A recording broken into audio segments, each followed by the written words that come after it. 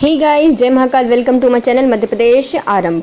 आपको पता होगा कि हम अपनी सीरीज़ में अलग अलग कोचिंग संस्थानों के नोट्स को कंप्लीट करते हैं। तो आज हम पढ़ने वाले हैं दृष्टि IAS इंस्टीट्यूट के एथिक्स के नोट्स, जिसमें हम आज पढ़ेंगे डॉक्टर सर्वपल्ली राधाकृष्णन को। यदि आप हमारे चैनल पर नए हैं तो पहले चैनल को सब्सक्राइब कीजिए, वीडियो को लाइक कीजिए, कमेंट कीजिए और शेयर कीजिए।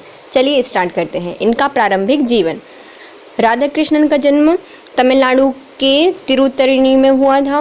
वे ब्राह्मण परिवार से थे। राधाकृष्णन के पूर्वज पहले शर्पल्ली नामक ग्राम में रहते थे और 18वीं शताब्दी के मध्य उन्हें तिरुतनी गांव की ओर पलायन कर गया। इसी कारण उनके पूर्वज अपने नाम के पूर्व शर्पल्ली धारण करते थे। राधाकृष्णन की प्रारंभिक शिक्षा क्रिश्चियन मिशनरी संस्थान लुथियन मिशन स्कूल में हुई थी। वर्ष 1896 से 1900 के मध्य तिरुपति के विद्यार्जन किया और 1900 से 1904 के मध्य बेलूर में शिक्षा ग्रहण की। वर्ष 1904 में कला संकाय परीक्षा प्रथम श्रेणी से उत्तीर्ण की। इसके बाद मनोविज्ञान, गणित और इतिहास में विशेष योग्यता प्राप्त की। सन 1916 में वे मद्रास प्रेसिडेंसी कॉलेज में दर्शन शास्त्र के सहायक प्राध्यापक नियुक्त हुए। बाद में उसी कॉलेज में प्राध्यापक नियुक्त हुए। सन 1912 में डॉक्टर सर्वपल्ली राधाकृष्णन की मनोविज्ञान के आवश्यक तत्व शीर्षक में एक लघु पत्रिका प्रकाशित हुई थी। तो इनके देखो लघु पत्रिका का नाम क्या था, तो मनोविज्ञान के आवश्यक तत्व, मतलब मनोविज्ञान के कितने कितने आवश्यक तत्व होते हैं, ये इन्होंने इस पर एक लघु पुस्तिका प्रकाशित की थी, जो कथा दिए जाने गए व्याख्यानों का संग्रह है। इस पुस्तिका के द्वारा उनकी यह योग्यता प्रमाणित हुई कि प्रत्येक पद की व्याख्या करने के लिए उनके पास शब्दों का अतुल्य भंडार है। उनकी स्मरण शक्ति भी अत्यंत विलक्षण थी। अब आते हैं विभिन्न विद्यालय में उन्होंने मानक उपाधि प्राप्त की है तथा उनकी विद्वता का सम्मान किया है। मैनचेस्टर और लंदन में कई व्याख्यान दिए। सन 1931 से 1936 तक आंध्र विश्वविद्यालय के वाइस चांसलर रहे और 1936 से 1952 तक यह ऑक्सफोर्ड विश्वविद्यालय के प्राध्यापक रहे। कलकत्ता विश्वविद्यालय के अंतर्गत आने वाले जॉर्ज पंचम कॉलेज के प्रोफेसर के रूप में भी इन्होंने कार्य किया। वर्ष 1937 से 1941 तक कार्य किया है। कहाँ पर? जॉर्ज पंचम कॉलेज में। सन 1939 से 1948 तक काशी हिंदू विश्वविद्यालय के चांसलर रहे। 1953 से 1962 तक दिल्ली विश्वविद्यालय के चांसलर रहे। 1946 में यूनेस्को में भारतीय प्रतिनिधि के रूप में अपनी उपस्थिति दर्ज कराई थी। ये था इनका प्रारंभिक जीवन। अब इनके जन्म के बारे में फैक्ट पढ़ लेते हैं। जैसे इनका जन्म 5 सितंबर 1888 को हुआ था। जन्म स्थान है तिरुतनी, तमिलनाडु। इनकी माता का नाम था सीताम्मा और इनके पिता का नाम था सर्वपल्ली वीरास्वामी और इनकी मृत्यु 17 अप्रैल 1975 को हो गई थी। अब आते हैं इनके राजनीतिक जीवन के बारे में पढ़ते हैं। आज़ादी के बाद उनसे आग्रह किया गया कि वे मातृभूमि की सेवा के लिए विशिष्ट राजदूत के रूप में सोवियत संघ के राजनीतिक कार्यों की पूर्ति करें। इस प्रकार उन्हें विजयलक्ष्मी पंडित का नया उत्तराधिकारी चयनित किया गया। पंडित नेहरू के इस चयन पर कई लोगों ने आश्चर्य व्यक्त किया कि दर्शन शास्त्री को राजनयिक सेवाओं के लिए क्यों चुना गया है, परंतु राधाकृष्णन ने यह प्रमाणित कर दिया कि मॉस्को में नियुक्त भारतीय राजनयिकों में से सबसे बेहतर थे। वे एक गैर परंपरावादी राजनयिक थे।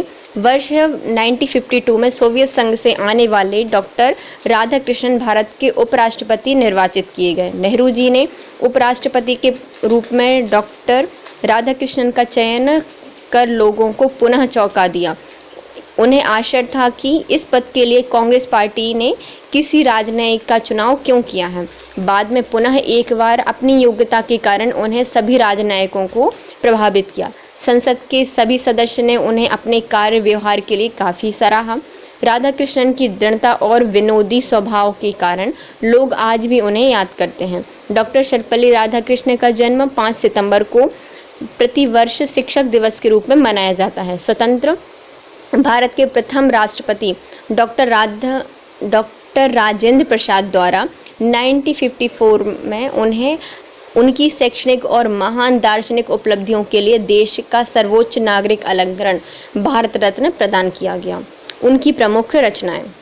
Indian philosophy of Rabindranath Tagore, contemporary Indian philosophy, Gautam Buddha, जीवन और दर्शन, उपनिषदों का संदेश, ये उनकी प्रमुख रचनाएं थीं। क्या क्या थी? Indian philosophy of Rabindranath Tagore, मतलब इंडियन फिलॉसफी है रविन्द्रनाथ टैगोर की, और contemporary Indian philosophy, Gautam Buddha, जीवन और दर्शन, और उपनिषदों का संदेश। अब आते हैं राधा कृष्णन के दर्शन। राधा कृष्ण शंकर के अद्वैतवाद, मतलब जो शंकराचार्य थे उनके अद्वैतवाद से अत्यधिक प्रभावित थे।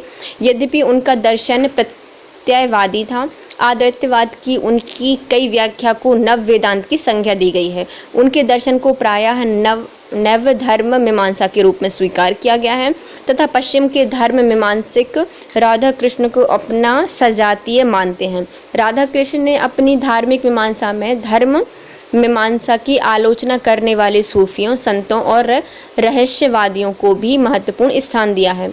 राधा कृष्ण का दर्शन सामान्यवादी है, मतलब समन्वयवादी है, जो पश्चिम और पूर्व के दर्शनों को एक दूसरे के करीब लाने का प्रयास करते हैं।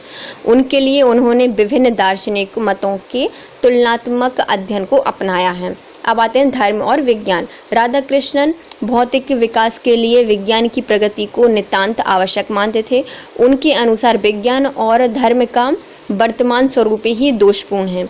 वे यह स्वीकार करते थे कि पूर्व के दर्शन धर्म पर तथा पश्चिम के दर्शन विज्ञान पर अति बल देने के कारण एकाकी हो गए हैं। पश्चिम के विज्ञान ने मौलिक सुख समृद्धि प्रदान करके जीवन को निखार दिया है। पूर्व ने आंतरिक उन्नति और समृद्धि के लिए धर्म की वांछनीयता पर जोर दिया है। किंतु यदि विज्ञान प्रदत्त बुद्धि और संशय मौलिकता को जन्म देती है, तो धर्म प्रदत्त आस्था, अबौद्धिकता और अंधविश्वास को जन्म देती है। फलतः वैज्ञानिक बुद्धि और अंधविश्वास, आस्था दोनों ही जीवन का समन्वय करने में सक्षम है। यहाँ विज्ञान प्रकृति विजय को ही सब कुछ मानती है, वहीं धर्म अंधविश्वासों और रूढ़िवादी से ग्रसित है। राधा कृष्ण का मत था कि आध्यात्मिकता सर्वव्यापी होती है, लेकिन इसे पूर्व की संपत्ति इसलिए कहा जाता है कि यह इसके प्रति अधिक जागरूक है। आध्यात्मिकता की भांति वैज्ञानिक ज्ञान भी संपूर्ण विश्व की संप्रदा है। आध्यात्मिकता और विज्ञान ज्ञान का समन्वय ही जीवन को सुख और संतोष प्रदान कर सकता है। उन्होंने विवेकानंद की ही तरह माना था कि जहाँ पश्चिम को आध्यात्मिक पुनर्जागरण की आवश्यकता है, तो वहीं पूर्व को विज्ञान पुनर्जागरण की आवश्यकता है। देखो, जैसे अपना भारत है जो पूर्व में स्थित है, तो पूर्व के जो लोग हैं, भारतीय जो हैं, वो क्या हैं, ज़्यादातर आध्यात्मिक हैं, आध्यात्म को मान चुके हैं, इसलिए वो क्या है, अपनी आत्मा से जुड़े हुए हैं। उसी प्रकार जैसे पश्चिम के लोग हैं, वो विज्ञान के प्रति सजग हैं। तो अब पूर्व या पश्चिम से तो नहीं इसको डिवाइड कर सकते। तो स्वामी विवेकानंद की ही तरह इन्होंने ही माना है कि जो पूर्वी सभ्यता है, इसको पश्चिम की सभ्यता से कुछ सीखना चाहिए, और पश्चिम की जो सभ्यता है उनको पूर्व की सभ्यता से कुछ सीखना चाहिए। अब आते हैं तत्व मीमांसा। डॉक्टर सर्वपल्ली राधाकृष्ण विश्व प्रक्रिया को विकासशील मानते हैं। उनके अनुसार हम जीवन का आदि और अंत नहीं जानते, केवल उनका मध्य जानते हैं। तो कि निरंतरता परिवर्तनशील है, मतलब जो वर्तमान है वो क्या है, परिवर्तनशील है, ना हमें आदि पता है ना अंत पता है। ईश्वर के साथ संपर्क करने की असीम में विद्यमान भावनाओं को राधा कृष्ण अज्ञान और अविद्या से उत्पन्न नहीं मानते। यह एक ऐसी भावना है जो असीम की परिपूर्णता और सत्यता का द्योतक है। परिवर्तन और विकास अविद्याजन्य अभाव मात्र ना होकर सत्य है। जगत परम सत्य की अनंत संभावनाओं की क्रमिक अभिव्यक्ति है। ब्रह्म का विवर्त मात्र नहीं है। जगत परम सत्य पर आधारित होने के कारण सत्य है। आत्मा या परमात्मा को सत्य मानना पूरे जगत की सत्यता की प्रकार अंतर से स्वीकृति है। आत्मा ही सबका विधाता है। जगत को मिथ्या कहना ब्रह्म से उससे भिन्न या पृथक रखकर ही अर्थपूर्ण हो सकता है। जगत का तात्विक स्वरूप का ज्ञान उसकी सत्यता का निराकरण नहीं करता, बल्कि उसके एक उच्च आदर्श प्रदान करता है। ब्रह्म आत्मा या ज्ञान साक्षात्कार के पश्चात जगत का निराकरण नहीं हो सकता। आत्मा, जगत और ईश्वर में तार्किक भेद नहीं है, वे एक चैतन्य के विविध रूप हैं। परम चैतन्य की अत्यंत संभावनाओं में से एक संभावना की अभिव्यक्ति वर्तमान में जगत है। विविधता सत्य है, किंतु यह अपनी सत्यता अपने अंदर विद्यमान सत्ता आत्मा या ब्रह्म प्राप्त करती है। ब्रह्म, ईश्वर या परम सत्य दोनों हैं। जब ब्रह्म को जगत से भिन्न या पृथक रूप से देखते हैं तब यह परम सत्य है, और जब हम अपने जगत से संबंधित रूप में देखते हैं तब वह ईश्वर है। देखिए, जब हम जगत को ब्रह्म से भिन्न या पृथक देखते हैं तो वो हमें सत्य या परम सत्य दिखता है, लेकिन जब हम विश्व या इसको जगत से संबंधित देखते हैं तो वो हमें ईश्वर प्रतीत होते हैं। जीव और ईश्वर दोनों उपाधियां ग्रसित हैं, दोनों की सीमित और सापेक्ष हैं। वह ईश्वर ब्रह्म है और ब्रह्म व जीव सात्विक दृष्टि से आवेद हैं। तो जीव व ईश्वर के अपने अनुसार भेद उतना अधिक नहीं रह जाता, लेकिन ईश्वर सर्वव्यापी और सर्वशक्तिमान है, वहीं जीव प्रत्यय नितांत दुर्बल और लघु है।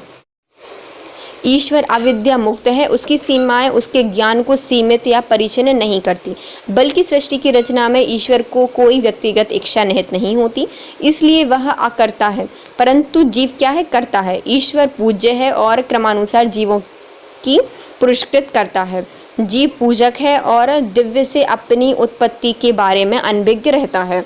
धर्म मीमांसी दृष्टि से जीवन और ईश्वर का परस्पर संबंध शिव और सेवक के समान है, परंतु तत्व मीमांसीय दृष्टि से यह जीव ब्रह्म से उसी प्रकार संबंधित है जिस प्रकार से चिंगारी अग्नि से।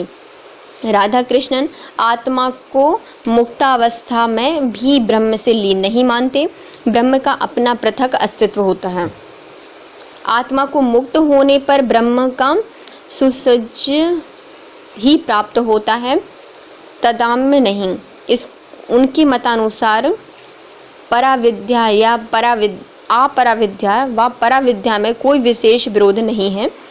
पराविद्या की चरम परिणति ही पराविद्या है और अपराविद्या श्रेष्ठ जगत को सत्ता अवश्य मानती है, जो कि हमारे ऊपर से गई।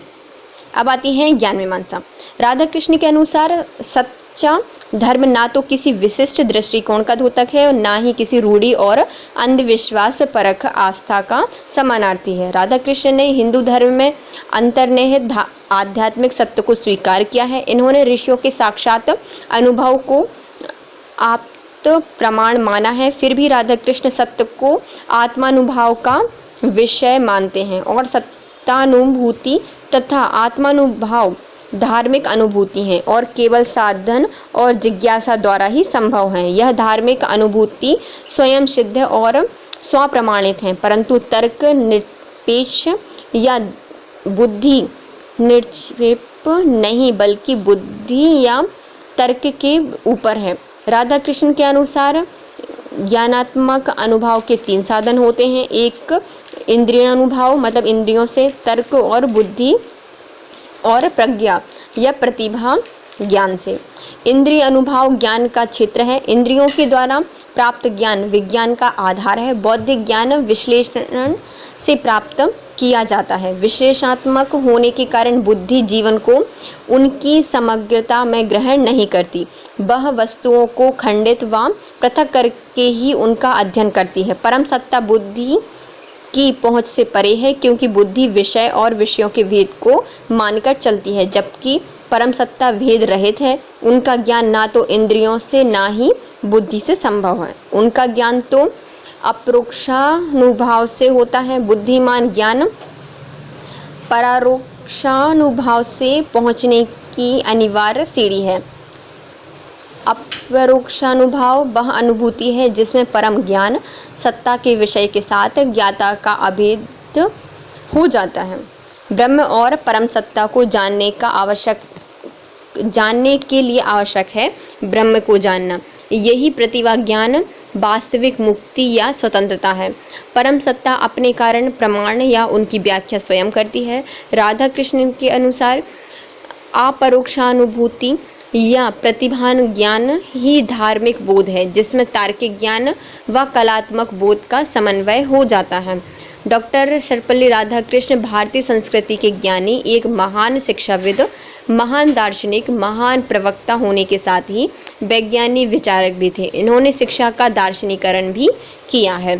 Thank you so much guys. यदि आपको वीडियो थोड़ा सा भी यूज़फुल लगा है तो वीडियो को लाइक कीजिए, कमेंट कीजिए, शेयर कीजिए और चैनल को सब्सक्राइब कीजिए। Thank you so much. Have a nice day.